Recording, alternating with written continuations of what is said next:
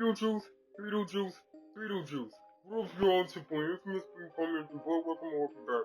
Alright, I finally have time to review the first and second Beetlejuice movie. Like, share, and subscribe, follow me on Instagram, check me out on DNR. The links to everything is down below. In the first movie, we were introduced to the Maitlands, Barbara and Adam. They're a married couple. Adam is a very successful kind of shop owner. He kind of owns a little hardware store in town. And Barbara is just the housewife that cleans and they were talking about their little vacation, how they're gonna go on this vacation and really gonna have a good time. And they were exchanging gifts, being all lovey-dovey, until someone started knocking on the door. That's when we got introduced to Jane. Jane is this real estate agent that's been trying to get the Maitlands to sell the house, but the Maitlands are not really budging. Barbara and Jane was talking a little bit. Jane brought up the fact that this house should be for our family, and then Barbara kind of got a little upset. So Barbara threw her out. Adam was working on a little model that he was working on. He was working on a model of the town. He was putting things together. And that's when he noticed that Jane was up on the roof and she was trying to sell him the house. And she tried to talk to him and he wasn't budging. Adam realized that he needed to get to the store to get something real quick for his little model. So the Maitlands kind of left, and on the way there they were talking about the baby situation. Jane kind of was making Barbara upset, and they were cheer up, we're gonna have a little fun, if you know what I mean. They managed to get to the store. Adam managed to get the piece that he kind of needed for his model, and they drove back into town.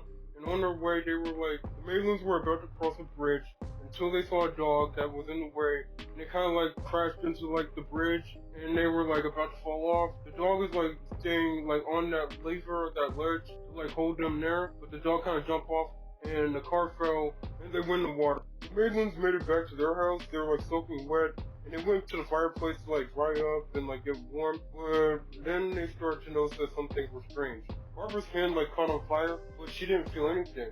And Adam is asking her do you remember where we left off and how we got up here? He went back outside, and then Adam ended up in some sort of weird little land place where there's a giant worm that eats people for some weird reason. Barbara managed to pull him up, and she told him that he's been gone for 2 hours, that their reflection doesn't show up in the mirror, and that's when they realized that they're dead. And there's this book that showed up called the Handbook for the Recently Deceased. They were both freaking out and kind of worried about the whole situation, and they went to sleep. Eventually we got introduced to Beetlejuice, the big bad of the story. He was reading the newspaper about how there was a sandworm incidents that been happening, it's been increasing, and then he looked for a job section because Beetlejuice is a bioexorcist, and that's when he saw the Maitlands in their obituary section, and he sees them as a good target to exploit. Next day, the funeral was going on, and Adam was still working on the model still, and Barbara was cleaning up, and Barbara was asking where are the other dead people, where what exactly is happening, and Adam tried to comfort her about them being dead and they don't have to worry about that much anymore. Jane came by the house, and then we found out that she sold the house. The next day, Adam and Barbara were asleep, and they got woken up by this ruckus, and we found out Jane had sold the house to the Deeds family. The Deeds family is a family that came from New York. We got Charles Deeds. He's some real estate agent kind of dude. Next we got introduced to Delia. Delia is an artist and also Charles' wife. Well, kind of new wife kind of. She mostly works with sculptures mostly. Then we got introduced to Lydia. Lydia is the teenage daughter of Charles. She's this gothic teenager who just take pictures and wear black all the time. Trying to speed things up. Delia is trying to figure out what to keep and what to destroy. And also we got introduced to a dude named Alto. The Maitlands came up with an idea to try to scare him the first time, and then that's not even working at all. Barbara got a little frustrated and accidentally went to the sandworm place, whatever. Next day the whole house is being remodeled and everything else. Barbara and Adam tried to look into the book and try to find answers, but nothing happened. Lydia was outside taking pictures, and she accidentally saw Barbara and Adam. Jane showed up and gave Lydia a key that could open any door in the house. She decided to head up to the attic. Adam pointed out the fact that there's something in the book saying in case of emergency draw a door, and they pretty much drew the door and they went to the afterlife. Lydia saw the whole glow and saw them actually go into the afterlife. She tried to tell her dad and tried to tell everyone, but no one didn't really believe her. They went to the afterlife, and it turns out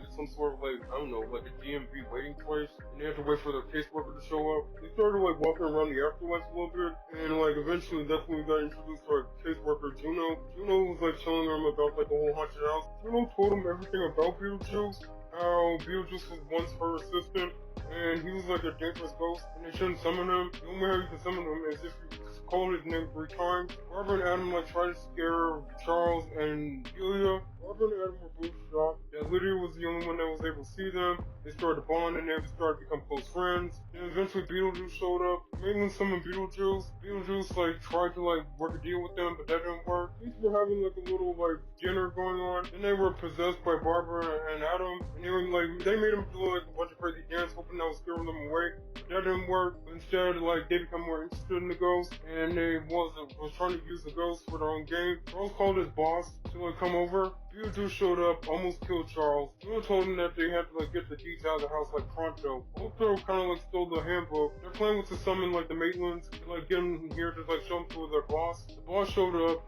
They summoned Adam and Barbara. Lydia was seeing that they were like not doing okay. Beetlejuice kind of like came into the picture, kind of like made the boss kind of go away. And he kind of tricked Lydia into marrying her. The Maitlands managed to stop Beetlejuice from marrying her. And in the end, they were dancing, and the movie was over. Second movie, let's go. The second movie took place like at least 30 years after the events of the first movie. Lydia is like a host of like a TV show called The Ghost House, where she pretty much is like doing this Elvira thing, like, you know, going to people's houses, seeing if it's haunted or not. And like one day, she like saw Beetlejuice and she was getting a little scared and kind of like got freaked out and worried. She went into the bathroom trying to take her meds. Eventually her boyfriend showed up. His name's Rory. They met at like some sort of like trauma retreat place or something, and like Rory noticed the fact that she was taking the pills, and he like told her that no, we're not taking the pills again. Eventually she got like a little call from Delia. Delia's like a famous artist now, and she was like doing a show. Lydia showed up to the gallery, and Delia told her that Charles died. She told him that he died in like some sort of like plane crash. He didn't really drown or anything, he just got eaten by a shark. Like his whole head and just his head was only eaten by the shark. Lydia told Delia that we have to tell Astrid. Astrid is her daughter. Their relationship was very strained. There was an artist that was at Delia's gallery who kind of like fell into like this manhole and died and went to the afterlife. He kind of like went up to like Danny DeVito's character. He's a janitor. He was just cleaning things up until he like ran into like a puddle of water. And the puddle of water kind of electrocuted him, knocking him out. The electricity like hit a bunch of boxes, and they were like filled with like unclaimed body parts. That's when we got introduced to Dolores, Beetlejuice's ex-wife. She like reassembled herself like Frankenstein style, and after like the janitor like woke up, she like grabbed him like by the neck and asked him like where's Beetlejuice, and she was draining his soul. That means she could like legit kill ghosts, man. We meet up at Astrid, like she's in like some sort of private school, and she was like heading up to her room. She was looking at a picture of her dad. Her dad died when she was a kid. Lydia, Rory, and Delia were like on their way. They were talking about like who's gonna tell Astrid. Lydia agreed to tell her. The moment they got up to the school, Delia got out of like the car and like made a little ruckus, embarrassing Astrid a little more. Lydia told her that they're kind of like need to go to like bury like Charles and to like clear the house up. After she was done talking to Astrid, she thought she saw Beetlejuice and she kind of freaked out, and they kind of like left the school. Meanwhile, we meet Beetlejuice back in the afterlife. He's pretty much like a manager, like doing some afterlife, you know, call center stuff. You know, like he was like talking to his friend Bob about like his kind of relationship with Lydia, how there's some sort of psychic connection. Beetlejuice got a note that he had to head to like the police department. Then we got introduced to this guy named Wolf. He's kind of like he was an actor, then he kind of died, and he became like some sort of afterlife cop. Wolf showed Beetlejuice's files and showed him a picture of Dolores, and Beetlejuice was freaking out. Wolf like took him to the crime scene where we like saw like Danny DeVito's character kind of got his soul drained. Wolf was trying to figure out like why is she going after Beetlejuice. Wolf told him to like lay low. Got a funeral scene, and like everyone's grieving, everyone's sad. Delia's like extremely down a little bit. Lydia like trying to like have like a little heart to heart with Astrid, trying to like, you know, try to like really connect, but it didn't really work. She asked her like, why couldn't you see my dad? Like, pretty sure you can see every other ghost, but yet for some weird reason you cannot see my dad. We meet up with Charles in the afterlife, and like Charles is like trying to like head to the dry cleaner, and he like asked the dry cleaner to like where he at, like where you gotta go, and he told him that he got to like go to like the waiting room. After Charles left, Dolores strikes and managed to drain the soul of the dry cleaner dude. Then we got like a little backstory to Beetlejuice. Beetlejuice was like alive during the Black Plague. He was just nothing but a grave robber. Until one night he met Dolores, they got married. They kind of, well, let's say things got hot and heavy in the back of Chevy. And afterwards, Dolores poisoned like Beetlejuice because she was part of this cult that kind of like requires like her to kill him in order to like gain immortality. First she need to kill him, then take his soul. But before like that all happened, Beetlejuice managed to like chop her up into pieces before he even died. Alright, time to speed this up. Everyone was seeing what's going on, everyone's feeling sad, everyone's feeling devastated. Rory took the chance to like propose to Lydia. Lydia accepted, and now they're getting engaged. Esther kind of like bounced the place and pretty much went on a little bike ride around town, and she like crashed into a fence accidentally, and that's when we got introduced to Jeremy.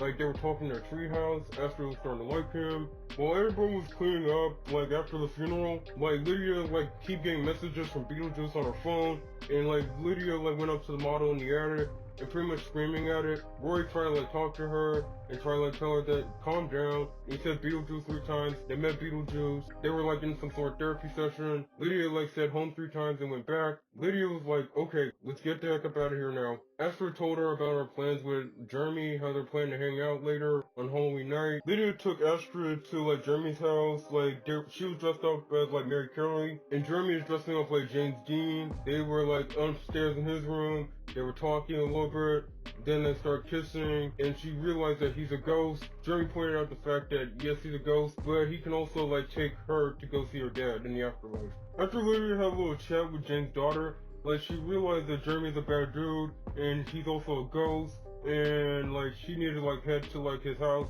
and get Astrid out of there, but it was too late. She went up to the attic at the old house and like summoned Beetlejuice. Beetlejuice told her that, yeah, your daughter's screwed because she kind of agreed to trade lives with the boy.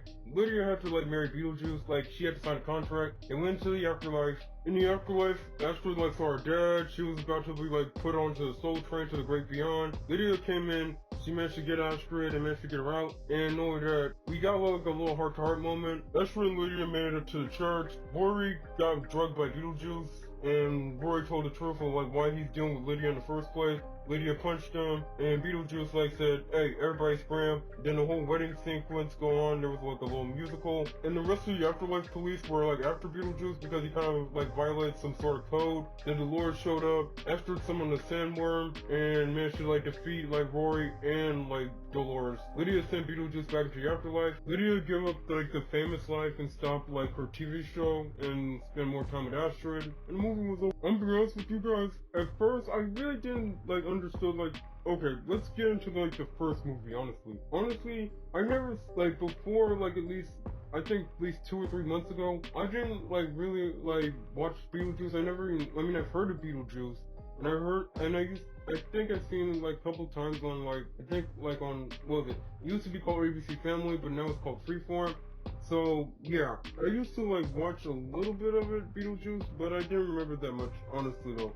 And from what I heard about like what was originally planned for like the whole story of Beetlejuice, it was way darker than like what the movie, well, the movie wasn't even that dark, but I mean it was supposed to be darker, where Beetlejuice not only like kills Charles, but R-word Lydia. Yeah, that was pretty dark and pretty extreme though. Honestly, man, I'm surprised that they were able to get away with the stuff that they were able to get away with back in the 80s, man. Because I swear, like, Beetlejuice, man, bro, he would have been canceled immediately. I'm just imagining if Beetlejuice was made for this generation and this time period, there was no way that the scene that Beetlejuice was in, messing with Barbara and all that stuff, that would not fly today, man. That would not fly. Or even the scene with the hookers and the whorehouse and the Dante's Inferno, that would not fly either, man. But I was like, thank God that it was made back in the 80s, man, because I would say, like, it would not be as good, honestly, though. I'm just saying, if, like, Beetlejuice, the first one, was made today, honestly. One of the questions I sometimes ask is, how could Lydia be able to see them? The movie kind of did bring up the fact that Lydia is strange and unusual. For a brief second, I kind of did think that Lydia might be half dead, maybe, or almost, like, probably a near state of death. Some people say that, like, you tend to see, like, ghosts or see dead people when you're almost, like, dead, or you're this close to dying. Honestly, though, I was surprised that, like, Alec Baldwin was in this movie.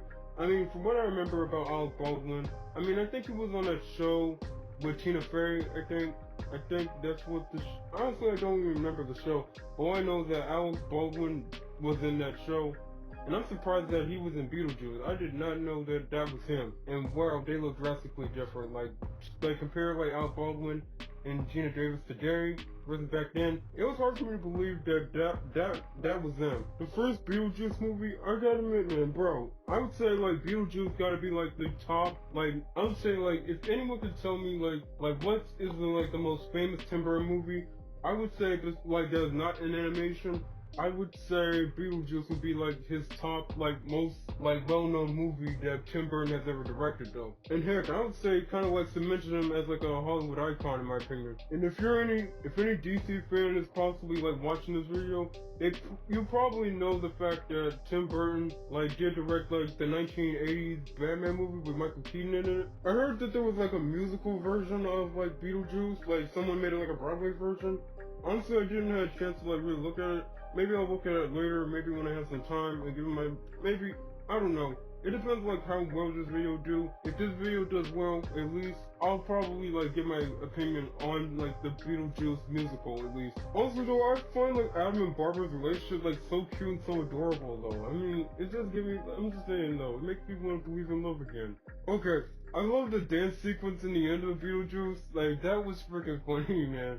Like, with the levitating note, I'm not gonna lie, I probably would enjoy being possessed at that point, because like, anyone that knows me in real life knows, like, your boy likes to boogie, your boy likes to dance, man. And I kinda did find, like, the little cutaway gag scene that was, like, in the end of the movie, where Beetlejuice was, like, talking to the witch doctor, like, switching the numbers. Honestly, though, that was pretty funny, though. Especially with the shrinking head, that was funny. And oh, that fun fact about that was not even originally meant to, like, be in the movie at all. That wasn't even supposed to be there. But I think Tim Burton changed his mind on that, and the rest was history. Okay, let's get into the second movie. Honestly, though, I gotta admit, Tim Burton is finally back, man. I mean, after Wednesday, I want more and more Tim Burton, like, come out, though. Okay, I gotta admit, though, that was pretty good, and I like the whole Elvira look that Lydia kind of like went through. I mean, in case you guys don't know who Elvira is, from what I know about Elvira, she's like this, what was it, this lady that always wear black and always talk about supernatural stuff, or has always been seen doing supernatural stuff. I don't know. I mean, we can hear that Danny Elfman score. In case you guys don't know who Danny Elfman is, like, Danny Elfman is a musical composer. He's been composing, like, Tim Burton's films for, like, the majority of his career. Like, there's not, like, one, like, Tim Burton movie that you could not, like, hear a Danny Elfman score. And shoot, he even voiced Jack Skellington from The Nightmare Before Christmas, which was, like, one of my favorite, like, Tim Burton animated movies, though. Honestly, though, like, for the, like, I would say at least, like, I would say during the time of Alice in Wonderland, like, all the way up to, what was that movie named? Dumbo? I mean, I already did, like, a Dumbo remake. I mean, I felt like Tim Burton was not really, like, himself, like, seriously. I mean, where's the gothic and where's the, I mean, I don't know, like, the gothic style, though. I mean, Tim Burton's well known for the fact that he'd, like, do gothic style for most of his movies. I mean, that's pretty much what he's known for, though. I mean, I would say he's well known for, like, horror comedy, kind of. I mean, I'm just saying, like, the first and second Beetlejuice movie is kind of like a good horror, like a good balance of horror and comedy at the same time. Okay, getting sidetracked here. Going back to the second movie, though. Honestly, though, I gotta admit, though, I don't think I've even seen, like, Monica Bellucci. Wait, is that her name? Okay, I gotta admit, though, that was a very interesting thing, though. Like, Beetlejuice having a wife thing, okay, well, at least one thing, you know, like, I mean, if you guys remember from the first movie, like, he kind of did brought up the fact that he kind of, like, had a wife at some point, but it was just, like, played for a joke, and how he lived through the Black Plague. That was just not played for a joke in the first movie. But, like, for the second movie, I mean, it's confirmed, like, he actually did live through the Black Plague, and he actually was very dope. I'm not gonna lie, man. Dolores is fine, man. I'm not gonna lie. I mean, I don't know. I mean, would I let her suck my soul? Probably. I don't know, man. I'm confused, bro. I'm confused. But all I have to say is, man, damn, she is fine, man. Damn, she's fine. And all that, you gotta admit, though, that took a lot of strength for, like, Beetlejuice to be able to, like, hack her into pieces before she died. And I like how, like, they, like, introduced Dolores in the first place, you know, kind of, like, giving, like, a Frankenstein kind of thing. Because, like, anyone that knows me knows, like, I have, like, a love for Frankenstein. It's alive! It's alive! It's alive! Honestly, I was geeking out when, okay, I'm sorry guys, I'm sorry, I just really love Frankenstein. Alright, the Danny DeVito cameo, now that I was geeking out when they brought in Danny DeVito. In case you guys don't remember, if you guys ever watched like the Batman movie, or I mean not the Batman, not the dude from the Twilight movie, but was the Michael Keaton Batman movie, they had the Penguin in there, and Danny DeVito was the Penguin though. He actually showed up in that movie. Honestly, man, I would kill for like another Tim Burton Batman movie. Tim Burton, if you're watching, please do another Batman. Please. Also, I was not expecting like, the guy who played Wolf Jackson, William Dafoe, in case you guys like don't remember, he was actually like, well, the Goblin from the first Spider-Man movie, the one with Tobey Maguire in it. I was not expecting him to be in that movie. And I gotta admit, it kind of does make fun of the whole being an actor thing. It kind of makes fun of that though. And honestly, man, I gotta admit, like he kind of did remind me of the Goblin when he like says, "Where's Beetlejuice?" He kind of does like sound like the Goblin. Or maybe he was doing his Goblin voice, I don't know. But all I know is, man, I gotta admit, he's a good actor. And I think he was in the John Wick movie, the first John Wick movie, I think. Okay, guys, let me know in the comments down below. Would you guys like me to draw, like, Dolores from, like, Beetlejuice 2?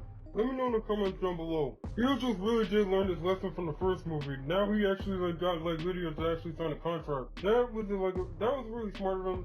And I'm glad he kind of, like, did learn his lesson about that. Fellas, we should take notes here. Alright, time for me to acknowledge the elephant in the room. There's been, like, a bunch of, like, heated arguments and debate online, like, ever since, like, Beetlejuice 2 came out, about like the Soul Train scene. Okay, for the context. Okay, if your parents were born like, I don't know, somewhere in the late 60s all the way to the 70s, they've heard of the Soul Train. The Soul Train was a TV show that appeared, I don't know what channel it was, but all I know is it was like, it started back in the 70s and it lasted all the way to 2000s, like at least 2006, or at least from what I know. All I know is that it's mostly like started like a bunch of black people like singing and dancing, and there was sometimes like guest singers like on there. The Jackson 5 was on there. Okay, want to point out here, I am a black man, and okay, I can see the reason like why some people are mostly saying this, because I mean we have that controversy about Tim Burton being like racist, like in the movie of Miss Peregrine and Wednesday. It kind of does make sense like why people automatically jump to that conclusion, but I mean, I'm surprised that that was even in there, honestly though. And I was searching the internet for like the Soul Train like song, like in like that like whole sequence of the Soul Train, and I'm not gonna lie, that scene got me like in the mood. It got me like ready to dance, like I love to dance, guys. But seriously though, I think that this was an attempt to like try to like add more diversity into his films, because like rarely we ever get that though, or any of his projects for that matter. So he probably did intended for that to be like a diversity point, I guess. I'm sorry guys, I just had to do it. I'm sorry, I just had to though. I'm not gonna lie, again, if I was like in their afterlife scenario and it was exactly how Tim Burton depicted it, I'm not gonna lie, I would be dancing to that song all day. Well, okay, that'd be really strange and very weird that the afterlife is exactly like how Tim Burton had it though. Okay, I just got to guys, I just really got to get on. I'm sorry guys, I'm still hyped on the Soul Train thing, man. I really did like how like they did like the whole wedding scene with like video like just like surprised that she dressed up in red. Oh, okay, I gotta look up the song to like that wedding sequence, you know, where Beetlejuice and Lydia were like floating in the air. Because I gotta admit though, I mean I really do like that song.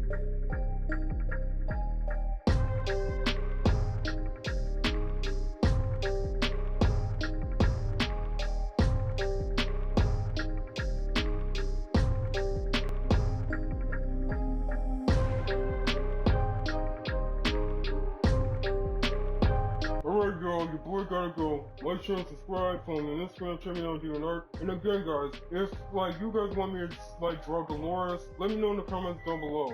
Oh, by the way guys, I found that like intro to the Soul Train theme song from the movie. I'll put a link down in the description right now. M3 Bullet, M3 Bullet, M3 Bullet, out.